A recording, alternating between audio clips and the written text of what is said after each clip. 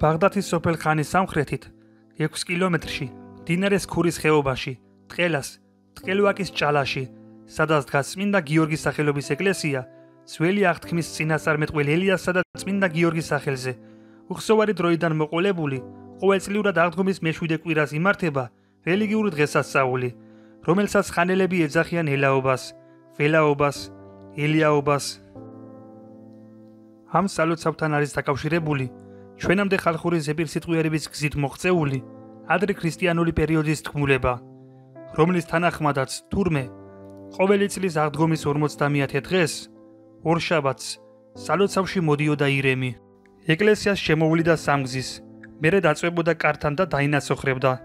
ამის შემდეგ ხანელი ტაბეშაძის გვარის კაცი, რომელსაც ევალებოდა ამ რიტუალის განწესრიგება, დაკლავდა ირემს და შესწირავდა წმინდა გიორგის. საკლავს კი სხვა მომლოცველებს თანაბრად გაუნაწილებდა. ირმის მოსვლამდე და ამ რიტუალის შესრულებამდე პურის გატეხვა არ შეიძლებოდა.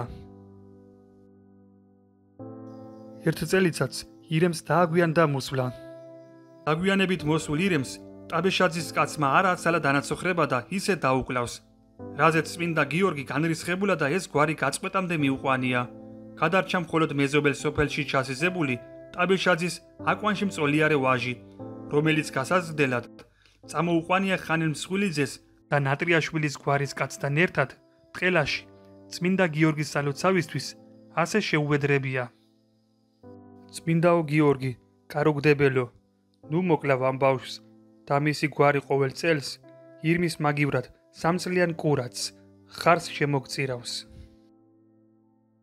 წმინდა გიორგიმ შეისმინა ვედრება და ტაბეშაძის გვარი კვლავ გამრავლებულა. დღემდე ეს გვარი დანაპირებს ასრულებს. ტყელას შესაწირავად ხარი მიჰყავთ და მიაქვთ ზედაშე, წმინდა ღვინო, ქართული ადრე ქრისტიანული მითოლოგიის ეს ბრწყინვალე ნიმუში, ანუ ანდრეზი.